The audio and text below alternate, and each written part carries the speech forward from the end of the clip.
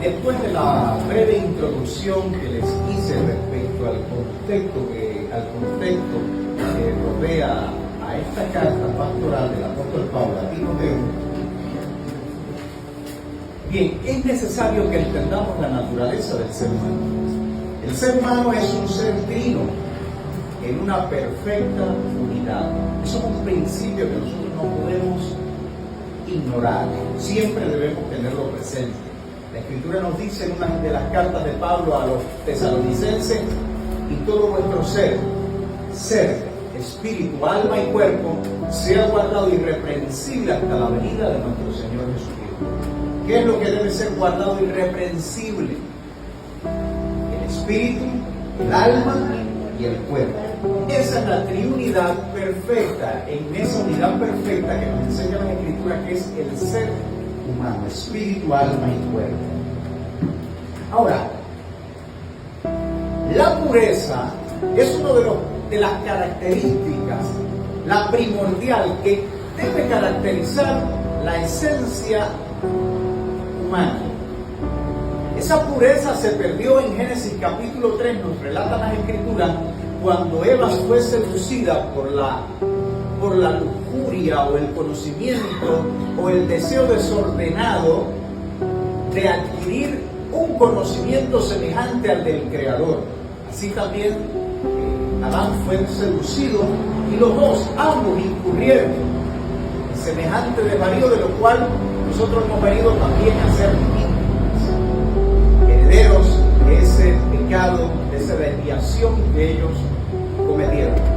Y esto los afectó tanto que perdieron el estado de inocencia y de pureza que les caracterizaba y que fue el propósito original para el que Dios les había creado: vivir vidas plenamente, enteramente y originalmente puras. Un cristiano, un hijo de Dios, si pierde su pureza, dígase testimonio,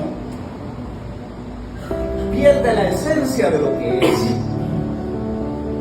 Recordemos que lo que nos identifica en una sociedad tan desviada y tan apartada de Dios es la pureza, precisamente, es el testimonio. Un cristiano sin testimonio es un cristiano que no lo es una persona que no lo es, porque lo que le caracteriza al cristiano es aquella verdad que nos dice el apóstol Pablo: de modo que si alguno está en Cristo, nueva criatura es, las cosas viejas pasaron y aquí todas son hechas. Estamos sujetos, claro, a un cuerpo de debilidad, estamos sujetos a aquella influencia que nos afectó por los primeros padres del género humano, y esas concupiscencias o deseos desordenados batallan en nuestra naturaleza. Pero nosotros debemos aprender que es la esencia de lo que somos y pedirle encarecidamente a Dios que nos fortalezca y nos ayude en ese proceso de regeneración y transformación para terminar nuestros días siendo aquello para lo cual fuimos diseñados, y evitando, y ahí está la parte humana, la responsabilidad humana, la acción humana, aquellas causas que nos puedan inducir o seducir hacia lo que a Dios no le agrada, es decir, los deseos desordenados de la carne. Amados hermanos, Dios espera de nosotros ese tipo de perfección, que no es la perfección de acuerdo a los estándares del mundo. El mundo ha idealizado, usted sabe, al cristiano, al Hijo de Dios, y por eso es que son tan críticos, encarnizados de nuestros defectos y debilidades. Nosotros eso no le debemos hacer caso, porque cualquiera en algún momento se siente tentado, seducido, se descuida. Está en nuestra naturaleza la debilidad, nos descuidamos y tropezamos. Es decir, cometemos algún error que no debe ser un hábito, porque cuando se convierte en un hábito, entonces sí hay razón para señalar y decir: ese no es cristiano. Pero no estoy hablando de aquellos errores y aquellos momentos de debilidad que cometemos y en los cuales le fallamos a nuestra misión o a nuestra proyección de este mundo. Lo que pasa es que el mundo no tiene madurez para entender y ha idealizado el cristiano. porque nosotros somos personas perfectas. Los perfectos no somos perdonados. Esa es la diferencia. Nadie aquí es perfecto, perfecto es Dios. Lo dijo el Señor Jesucristo, perfecto es Él, es el Padre Celestial. Nosotros, sus hijos, somos perdonados, personas imperfectas, perdonadas, personas lavadas por la sangre de Jesucristo, pero lavadas porque estábamos sucios. Y en momentos de debilidad volvemos a contaminarnos, pero ahí es donde se demuestra la madurez y la verdadera esencia de una persona nacida de nuevo, que no persevera en el pecado, sino que corrige su camino y vuelve a andar por la senda de justicia y de pureza. Esa es la diferencia. No le haga caso, no se deje acomplejar por nadie, porque en un momento usted hizo lo que no debía hacer o dijo lo que no debía decir. No le haga caso. Aquí, el que esté sin pecado, que lance la primera piedra, dijo el Señor. El Señor dijo, yo he venido para que tengan vida y vida en abundancia. Porque de tal manera amó Dios al mundo, Juan 3:16, que ha dado a su Hijo unigénito, para que todo aquel, cualquiera, el más pecador, que en Él crea, no se pierda, mas tenga vida eterna. Y de ahí venimos todos, de ser los más pecadores. Por lo tanto, el mundo no soporta cuando se habla de ese tema, porque el mundo ha idealizado, pero él no vive ese ideal. El mundo solamente se resume y se limita a juzgar a los hijos de Dios. No le haga caso. Diga conmigo, no le voy a hacer caso. Voy a seguir adelante. Dios me perdonó, Dios me ama. Y estoy en el proceso de transformación. ¿Cuándo termina, hermano, el proceso de transformación? Cuando lleguemos a su presencia. ¿Ya usted está en el cielo? No. Cuando esté en el cielo, diga, ya entré en la perfección. Mientras esté en la tierra, estamos en la imperfección. No nos acomodamos tampoco a las concupiscencias de nuestra carne, pero nos consolamos sabiendo que estamos en un proceso de regeneración, de transformación. Y hay una realidad, todo el mundo no viene igual en condiciones a los caminos del Señor. Hay personas que vienen más afectadas que otros. No es lo mismo decir, esa criatura que está creciendo, escuchando la palabra de Dios en un hogar de padres cristianos, a sus propios padres que conocieron al Señor, ¿verdad? Ya siendo adultos. Es muy diferente. Es muy diferente. Las condiciones en las que cada uno llega al Señor es diferente. Y aún así hay diferencia entre persona y persona, porque hay adultos que fueron víctimas de situaciones y de malos hogares cuando eran niños, y hay personas que no, que crecieron en un hogar ideal. Entonces, no todo el mundo llega al Señor en igualdad de condiciones. Por eso hay que ser comprensivo, por eso hay que entender. Pero, aún así, no conformarnos a este mundo, sino vivir y actuar diferente al mundo, sabiendo que el llamado que Dios nos ha hecho es ser santos porque yo soy santo. ¿Nos estamos entendiendo, amados? La pureza que nos debe caracterizar debe afectar todas las áreas de nuestro ser. Dices el espíritu, del griego ánima, que no es otra cosa que espíritu, debe afectar el alma, del griego psiquis, es decir, razonamientos, conceptos, pensamientos, sentimientos, y también el cuerpo, que es esto que nosotros vemos aquí. Todo nuestro ser debe estar afectado por la pureza, debe estar tocado por la pureza, debe ser invadido por la pureza. Nuestro estado de ánimo, el furor, la pasión, deben estar invadidas por esa pureza. Es decir, sentir pasión y furor, sentimientos, impulsos intensos, pero por aquellas cosas que son santas y justas para con Dios.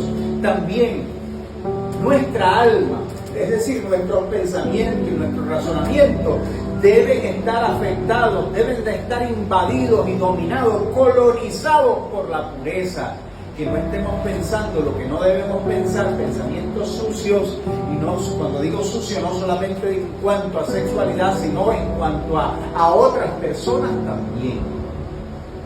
Porque no podemos albergar en nuestro corazón malos pensamientos, porque le dan lugar a malos sentimientos, es decir, al odio, al resentimiento, al desprecio de alguien más. Por eso, y todo vuestro ser, espíritu, alma y cuerpo, decía el apóstol Pablo, se ha guardado irreprensible hasta la venida de nuestro Señor Jesucristo. Y digo irreprensible. Hay personas que dicen, a mí no me interesa lo que la gente diga de mí. Dios conoce mi corazón, sí, pero el Señor Jesucristo en sus evangelios dijo, todo árbol se conoce por sus frutos. El árbol malo no puede dar frutos buenos y el árbol bueno no puede dar frutos malos. De modo que lo que vemos es el reflejo de lo que no vemos. Lo que se patentiza, lo que es evidente, es el resultado de lo que desconocemos. Es decir, el físico es el resultado de lo que hay dentro. Y ahí debemos tener cuidado y no descuidarnos, valga la redundancia, en esta cuestión. ¿Por qué, amados hermanos? Porque el ser humano es un todo, espíritu, alma y cuerpo, es una triunidad. Tres partes diferentes de nuestra naturaleza, pero unidas por una perfecta unidad. Y una cosa no marcha separada de la otra. Y ahí es donde nos debemos nosotros cuidarnos, porque a veces la carne nos engaña y se nos presenta como una cuestión espiritual. Yo hablaba con alguien en estos días, ayer, y les decía, hay una diferencia entre el orgullo y la soberbia y una diferencia entre la dignidad. Una persona es irrespetada por alguien más y esa persona tiene todo el derecho a asumir una postura digna, es decir, a darse a respetar. Eso no es orgullo, porque nadie tiene el derecho a humillarnos, a vejarnos, a pisotearnos, a despreciarnos. Y una actitud como esa, una acción como esa, desata y desencadena una reacción digna de la persona. Una reacción digna es darse valor y poner a la otra persona en su lugar. Porque los derechos personales en cuanto a dignidad y respeto son inalienables, es decir, eso no tiene discusión. Todos fuimos llamados y debemos respetarnos los unos a los otros. Por eso yo siempre digo que la verdad es absoluta, pero hay más de una manera de decirla. ¿Dice amén, hermano? Amén. Ahora bien, volviendo al tema que venimos tratando, al asunto que venimos tocando, el ser humano es un todo, y no podemos nunca disfrazar las cuestiones de la carne con espiritualidad. ¿Por qué? Porque es la vanidad, es la soberbia, es aquello que nos hace rebelarnos y desestimar los valores cristianos, los principios éticos y morales, los que nos llevan entonces a asumir posiciones y proyecciones externas que no es otra cosa que el reflejo ya de un alma o un espíritu contaminado por malos sentimientos, impulsos o malos razonamientos. Y ahí es donde nosotros tenemos que cuidar nuestra proyección externa, nuestra proyección para con los demás. El apóstol Pablo, en uno de los puntos que toca aquí, dice que los cristianos debemos tener responsabilidad social. Hay una tendencia en las redes sociales que dice que los cristianos no se meten en política. A mí me encantaría ser el alcalde de Punta Arenas, para llenarlo de edificios altos, de hoteles allí de 5 estrellas, 7 diamantes, transformar el paseo de los turistas por algo precioso y bello con obras grabadas y contratar artistas famosos de talla mundial para que hagan esculturas temáticas propias del lugar, así atraer turistas, generar puestos de trabajo y que la gente no se vaya de Punta Arenas, sino que los habitantes, los porteños se sientan orgullosos de ser porteños y no vean la necesidad de ir a La Jueler, de San José, a otro lugar, a trabajar porque ellos allí tienen todo lo suficiente. Que nosotros como costarricenses podamos decir, en nuestro terruño está la perla del Pacífico.